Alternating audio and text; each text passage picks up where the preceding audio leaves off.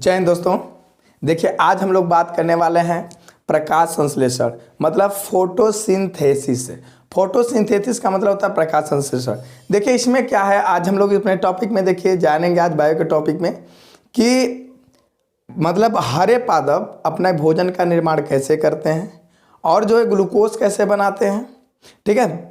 और हम लोग देखेंगे कार्बोहाइड्रेट्स का यूज किया है जो है हरे पादपों में, उसका जो है कार्बोहाइड्रेट्स हरे पादप कैसे प्रयोग करते हैं। और देखिए हम लोग जानेंगे जो है पर्णहरित, हरित लवक, और जानेंगे जो है कि भोजन हमको मीठा कैसे लगता है। जैसे हम लोग भोजन करते हैं तो अच्छा लगता है ना, मीठा लगता है ना, तो अगर तीखा लगे तो खाएंगे, नहीं खाएंगे, मीठा लगता है तभी खाते हैं। तो इसमें हमें भी जानेंगे कि हमारा भोजन जो है मीठा क्यों लगता है और किसके कारण लगता है। बातें समझ में। देखिए तो सबसे पहले हम लोग देखते हैं जो है प्रकाश संश्लेषण किसे कहते हैं। देखिए ध्यान समझिए, प्रकाश संश्लेषण एक जैव रासायनिक प्रक्रिया है। प्रकाश संश्लेषण एक जैव रासायनिक प्रक्रिया है जिसमें हरे पादप मृदा से जल तथा खनिज लवण और वातावरण से कार्बन डाइऑक्साइड, सूर्य की प्रकाश की उपस्थिति में, ठीक है, और पर्णहरित मतलब सूर्य की प्रकाश की उपस्थिति और पर्णहरित इन दोनों की उपस्थिति में अपने भोजन का निर्माण करते हैं, ठीक है। और यह प्रक्रिया क्या कहलाती है? पूरी प्रकाश संश्लेषण कहलाती है। बातें समझ में आए? देखिए कहिए तो लिख दें। आइए देखिए लिख देते हैं। पहले इसको प्रकाश संश्लेषण समझ लेते हैं, इसके बाद कार्बोहाइड्रेट्स, इसके बाद जो है अल्फा माइलेज के मतलब कि जो हमारा भोजन मीठा क्यों लगता है। बातें समझ में? देखिए आइए देखिए आप लिख देते हैं हम लोग पहले। देखिए प्रकाश संश्लेषण इसे लिखेंगे, प्रकाश संश्लेषण एक जैव रासायनिक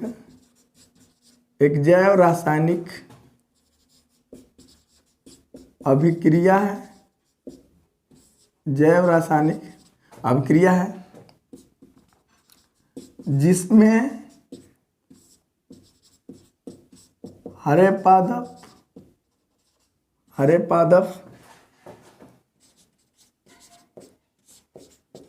मृदा से जल, ठीक है, हरे पादप मृदा से जल, वातावरण से कार्बन डाइऑक्साइड तथा क्लोरोफिल मतलब पर्णहरित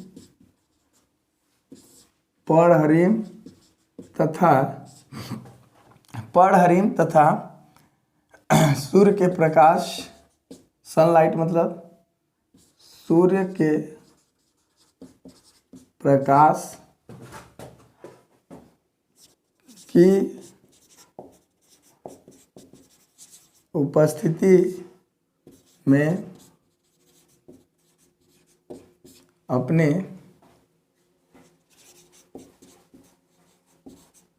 भोजन का निर्माण करते हैं।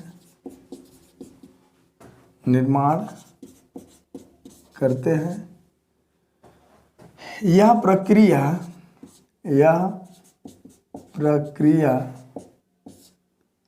फोटोसिंथेसिस मतलब प्रकाश संश्लेषण कहलाती है। बात है समझ में आई? अब देखिए यह प्रक्रिया कहलाती है प्रकाश संश्लेषण कहलाती है। देखिए ध्यान से समझिए, जैसे आप देखे होंगे कि जैसे अगर कोई बड़ा सा वृक्ष है उसके नीचे अगर हम धान गेहूं या कोई छोटा वृक्ष लगा दे तो वह जो है विकास नहीं करता। कहने का मतलब वो पीला होने लगता है, मतलब होता है बहुत पतला झिमिर होगा और विकास ही नहीं करता यार। तो जानते हैं क्यों नहीं करता? इसलिए नहीं करता क्योंकि देखिए नीचे से तो उसको खनिज लवण जल मिल जाते हैं, वायु वातावरण से जो है उसको कार्बन डाइऑक्साइड भी मिल जाता है, लेकिन उसको ऊपर से सूर्य का प्रकाश नहीं मिल पाता। ये तीनों जरूरी है, नीचे मृदा से भी जरूरी है, वातावरण से भी जरूरी है और सूर्य का प्रकाश भी जरूरी है। और पर्णहरित तो देखिए क्या होता है कि पर्णहरित तो पत्तियों में ही होता है, उससे घबराने की जरूरत नहीं है, लेकिन सूर्य का प्रकाश नहीं मिल पाता। तो देखिए इन सब जब तक इसमें से कोई एक चीज नहीं रहेगा पौधा क्या होता है, सूख जाएगा आपका। देखिए अगर आप उसको धूप में ऐसे रख दोगे, जो पानी नहीं डालोगे फिर भी सूख जाएगा। अगर उसको पानी में रख दोगे मृदा नहीं रहेगा फिर भी सूख जाएगा। अगर उसको छांव में रख दोगे, चाहे पानी दे दो, जो मृदा दे दो, मतलब उसमें जल दे दो, लेकिन अगर उसको छांव में रख दो, सूर्य का प्रकाश नहीं, तो फिर भी सूख जाएगा। इसका मतलब किसी भी परिस्थिति में इन सब की उसको क्या होती है, जरूरत होती है। बातें समझ में आए कि नहीं है? देखिए इसमें क्या होता है, देखिए कि आप जो है क्या लेगा इसमें, देखिए carbon dioxide CO2, carbon dioxide, और क्या लेगा बेटा, जल, ठीक है। और देखिए इसमें क्या होना, रिएक्शन इसका है, सनलाइट होगी, सूर्य का प्रकाश होगा, और ये पर्णहरिम होगा। पर्णहरिम में भी आपको हम बता रहे हैं कि पर्णहरिम क्या करता है, और जो है क्लोरोप्लास्ट क्या करता है, मतलब पर्णहरिम और हरित लौह का क्या कार्य है। देखिए CO2 और H2O, ये आपका जो है वातावरण से ले लिया, वातावरण से, और ये कहाँ से ले लिया, भूमि से, मतलब मृदा से, ठीक है। और आपका बनाया क्या बेटा, देखिए ग्लूकोज C6H12O6, मतलब एक ग्लूकोज का निर्माण करता है, किसका, ग्लूकोज का। ग्लूकोज बनाता है और जल बनाता है और जो है ऑक्सीजन। देखिए जब हरे पादप जो है कार्बन डाइऑक्साइड और जल को लेकर के सूर्य की प्रकाश की उपस्थिति और पर्णहरिम दोनों की उपस्थिति में, ठीक है, अपने भोजन का निर्माण करते हैं, तो ग्लूकोज बनता है। क्या बनता है बेटा, ग्लूकोज बनता है। बस में ग्लूकोज के साथ साथ देखिए एक ग्लूकोज क्या होता है, ध्यान समझिए, एक ग्लूकोज जो है एक कार्बोहाइड्रेट्स है। कार्बोहाइड्रेट्स अभी आपको समझा रहे हैं थोड़ा सा आगे, बस कि ग्लूकोज बनाता है और जल बनाता है और जो है ऑक्सीजन। देखिए यह ऑक्सीजन क्या होता है कि ये ऑक्सीजन जो है ये सह उत्पाद है। ये ऑक्सीजन क्या है, सह उत्पाद, सह उत्पाद, ठीक है। और ये ऑक्सीजन जो है, ऑक्सीजन जो है बाहर निकल जाती है, जो कि फिर वातावरण में चली जाती है, तो फिर हम उसको सांस ले लेते हैं। फिर देखिए जैसे हम सांस लिए, फिर सांस लेने के बाद जो है क्या करते हैं, फिर कार्बन डाइऑक्साइड निकालते हैं। तो जैसे पेड़ पौधे जो है ये रिएक्शन करके ऑक्सीजन दिए, हम उसको लिए, फिर कार्बन डाइऑक्साइड दिए, तो फिर उसको पेड़ पौधे लिए। इसका मतलब हम एक दूसरे के जो है एक दूसरे पर निर्भर है, मतलब पेड़ पौधे हमारे पर निर्भर है और हम जो है पेड़ पौधे पर निर्भर है। बात है सही नहीं? देखिए इसमें ग्लूकोज बना लिया। ये ग्लूकोज क्या होता है, उसी में रहता है, जो है पत्ती में ही रहता है या फिर फल में ही रहता है। इसको हम खाते हैं जब पौधे को या उसके जो है फल को, या फिर जिस प्रकार से भी अगर यूज करते हैं, फिर जो है हमको ग्लूकोज मिलता है और इसका वाष्पोत्सर्जन हो जाता है, मतलब वाष्प बन करके उड़ जाता है, ठीक है। और ऑक्सीजन तो निकलता है तो हम लेते ही हैं। बात है मैं, देखिए जैसे आपको फिगर बनाए, चलिए अच्छा बना ले रहे फिगर ना।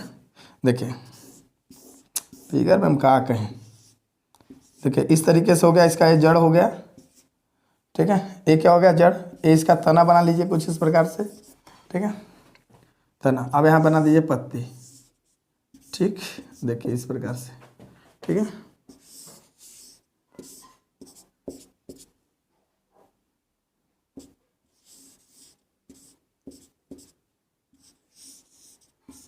इस प्रकार से पत्ती बना लीजिए। यहाँ भी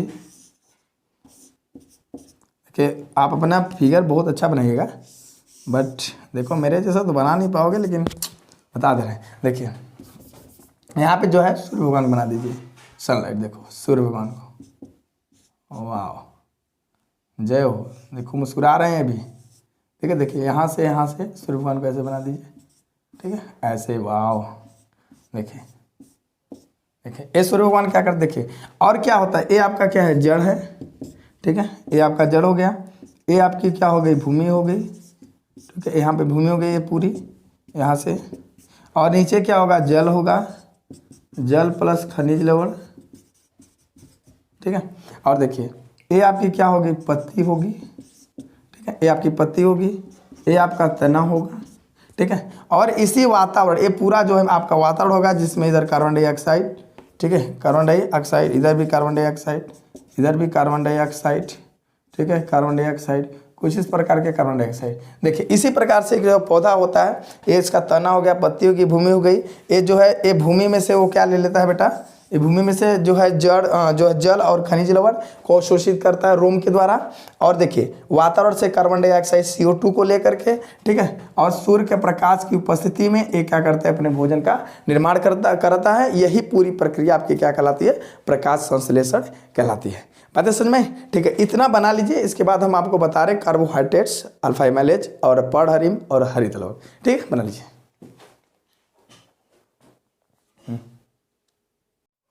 देखिए अब हम लोग देखिए कार्बोहाइड्रेट्स के बारे में जानते हैं। ध्यान समझिए, जो हमारा रिएक्शन होता है उसको फिर से लिख लेते हैं। जैसे CO2 उसको फिर से लिख लेते हैं, जैसे CO2 प्लस H2O, ठीक है। और यहाँ पे क्या था, सनलाइट, ठीक। और ये आपका हो गया पढ़हरिम। देखिए ध्यान समझिए, इसमें C6H12O6 प्लस H2O प्लस सह उत्पाद क्या था, ऑक्सीजन। मतलब समझ, देखिए ये आपका जो ये आपका ग्लूकोस है ना, ग्लूकोस, ध्यान समझिए, ग्लूकोस का, इसको हम कार्बोहाइड्रेट्स कहते हैं। कार्बोहाइड्रेट्स का देखिए जो समान सूत्र होता है, ठीक है, कार्बोहाइड्रेट्स का जो समान सूत्र होता है,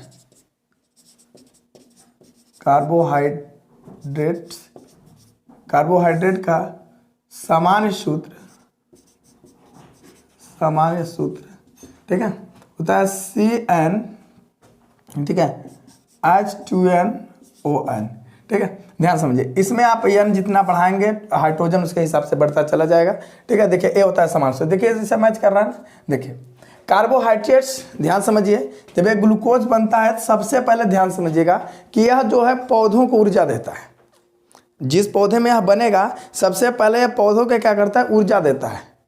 ये सबसे पहले क्या होता है, कार्बोहाइड्रेट्स, ये जो है पौधा को ऊर्जा देता है, पौधा को ऊर्जा देता है, ठीक है। इसके बाद देखिए इसको जो है तुरंत उपयोग में नहीं लेते, जैसे इसको आप तुरंत उपयोग में नहीं लेते, ठीक है, नहीं लेते। इसको जो है देखिए क्या उपयोग में तुरंत नहीं लेते, इसको मंड के रूप में संचित कर लिया जाता है, मतलब इकट्ठा कर लिया जाता है, संचित कर लिया जाता है। ध्यान समझने की कोशिश कीजिए। जैसे देखिए जब हरे पेड़ पौधे जो है अपने प्रकाश संश्लेषक द्वारा भोजन का निर्माण करते हैं, तो आज जो है इसमें जो जल होता है ना, ये जल क्या होता है कि वाष्पोत्सर्जन होता है, वाष्प बन के निकल जाता है और ऑक्सीजन भी निकल जाता है जो कि वातावरण में जाता है, हम इसको ले लेते हैं। लेकिन जो ग्लूकोज बनता है, ग्लूकोज का देखिए एक क्या एक कार्बोहाइड्रेट्स है, इसको सबसे पहले अब जो जिसमें बनता है, मतलब जो पौधे में बनता है, तो सबसे पहले पौधों को ऊर्जा देता है। पौधों को ऊर्जा देने के बाद उसको जो है मंड के रूप में हम इकट्ठा कर लेते हैं। क्या करते हैं, उसको मंड के रूप में इकट्ठा करते हैं। देखिए मंड के रूप में इकट्ठा कर लेते हैं। इसके बाद जो है अगर जो फल वाला जो पौधा होता है वो मंड कहाँ, भाई ग्लूकोज कहाँ चला जाता है, फल में, और जो पत्ती वाला होता है वो पत्ती में रह जाता है। ध्यान समझिए, जब हम जो है, ध्यान समझ में आएगी नहीं बात। देखिए इसके बाद जब हम फल को खाते हैं तो वह मंड हमारे शरीर, मतलब हमारे जो मुख में आता है, मतलब पाचन के लिए आता है। तो जब हम उसको कूचने लगते हैं ना, तो कूचने लगते हैं, ध्यान समझिएगा, जब हम उसको कूचने लगते हैं तो मंड जो होता है उसमें हमारे जो लार होता है, इसमें पाया जाता है अल्फा इमाइलेज, जो लार में, ठीक है, लार में अल्फा इमाइलेज होता है,